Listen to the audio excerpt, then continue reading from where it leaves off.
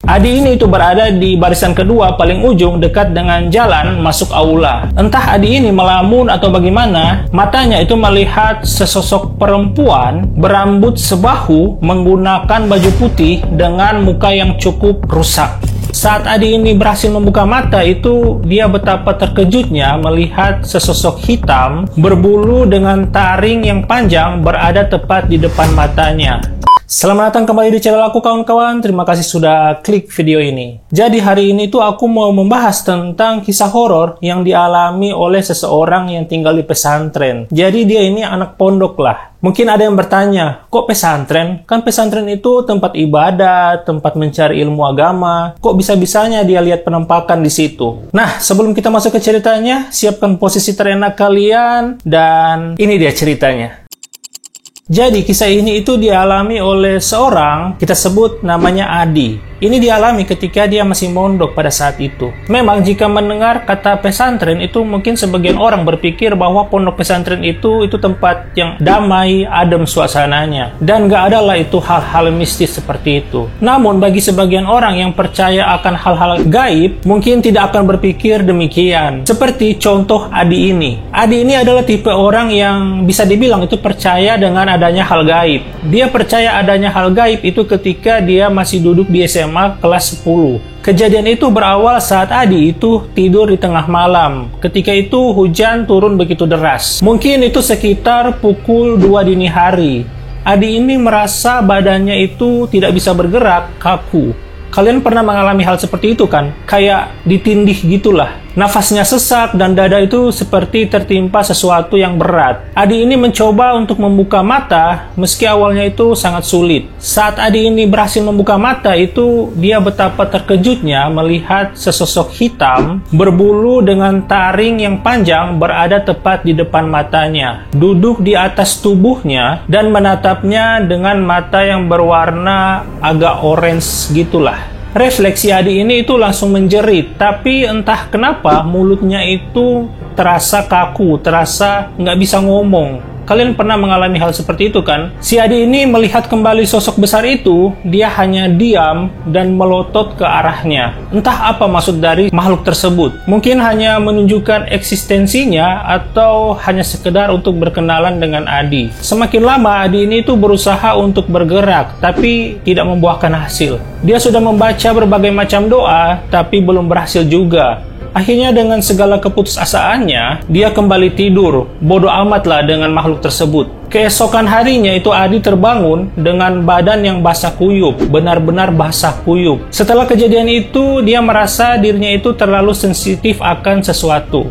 Sensitif akan hal-hal gaib. Di sekolahnya itu, Adi terkadang bisa melihat mereka walaupun hanya sekelebat bayangan saja. Jadi hanya seperti bayangan-bayangan begitulah. Ini berlanjut saat awal masuk kuliah. Pada tanggal 17 Oktober tahun 2021, Adi ini memutuskan untuk berkuliah sambil mondok. Pondoknya itu terletak dekat dengan kampusnya. Jadi gampang lah bolak-balik gitu. Tapi bukan hanya itu alasannya untuk mondok. Ada alasan lainnya karena dia itu adalah anak beasiswa KIP dan diwajibkan untuk mondok sekitar 1 tahun. Jadi awal masuk di pondok itu dia merasa biasa saja, kayak nggak ada apa-apa. Bangunannya itu masih baru dan juga terkesan lebih modern lah. Mungkin katanya itu lebih mirip kos-kosan daripada pondok pesantren. Bangunan ini tuh berdiri di atas sebuah lahan bekas kebun sengon dan bambu. Di sekitarnya itu pun masih banyak pohon bambu yang tumbuh dengan lebat, membuat kesan bangunan ini agak sedikit seram. Nah, malam pertama dia mondok ini itu terasa biasa aja, tidak ada yang aneh gitu.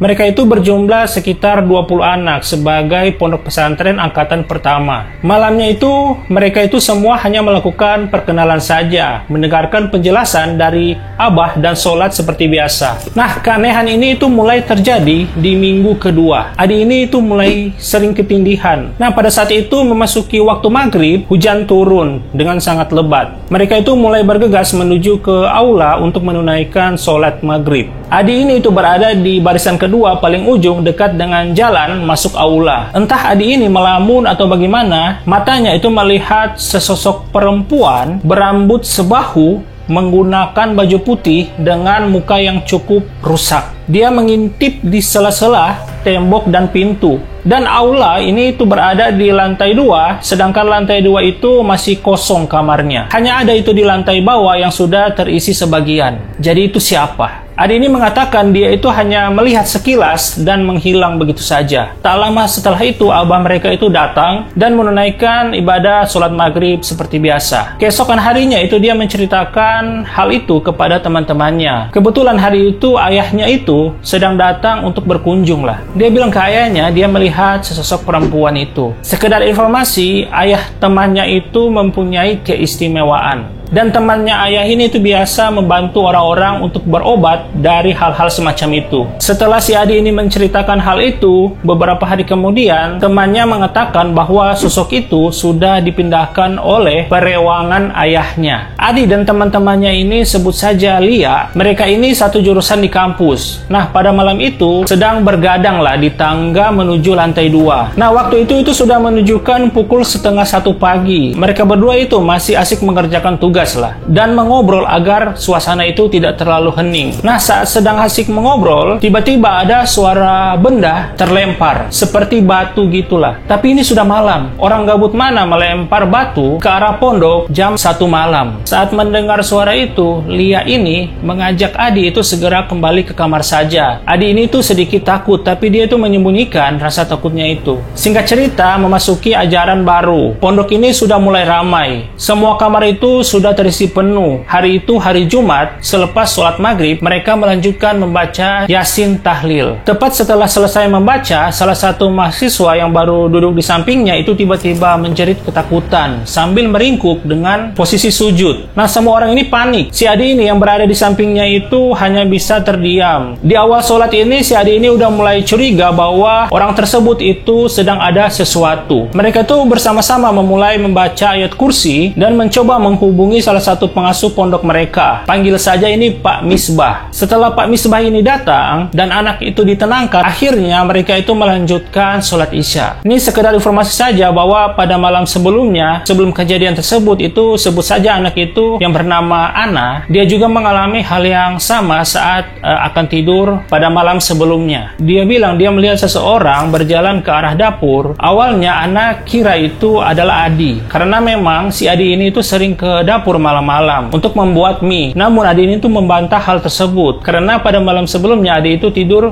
lebih cepat daripada sebelumnya. Berlanjut itu ke beberapa bulan setelahnya, salah satu teman mereka itu sebut saja Ani. Ani ini saat itu baru pulang dari kampus karena ada kegiatan. Waktu itu menunjukkan pukul 6:30 malam. Ia yang waktu itu hendak memasuki gerbang itu tiba-tiba berhenti di depannya. Nah, esok harinya itu temannya bercerita tadi malam itu setelah kejadian itu dia pergi untuk membuat mie di dapur. Namun saat ingin kembali ia melihat sesosok poci di depan gerbang di antara pohon pisang. Awalnya temannya itu tidak sadar akan sosok tersebut karena pada awalnya dia hanya melihat mata merah menyala di antara pohon pisang itu. Tapi semakin ditatap, mata merah itu semakin jelas bentuk dari sosok itu. Katanya jika melihat hantu itu kita nggak boleh menatap tepat di matanya, katanya. Karena hal itu bisa mengundang mereka. Nah, saat tidur itu temannya bermimpi didatangi sosok pocong ini, tepat di wajahnya. Ini salah satu cerita yang aku dapat di internet dan ini kisah nyata, guys. Memang di kehidupan ini itu kita tidak bisa jauh dari hal-hal gaib. Tapi kita sebagai umat beragama itu memang sudah diwajibkan untuk mempercayai adanya hal gaib, guys. Nah, menurut kalian gimana? Apakah kalian pernah mengalami hal-hal tersebut? Kalau ada yang pernah mengalami hal-hal kejadian mistis itu kalian bisa kirim ke Instagram aku atau di email aku, guys. Nanti aku akan menceritakan di YouTube aku ini. Terima kasih sudah menonton dan assalamualaikum.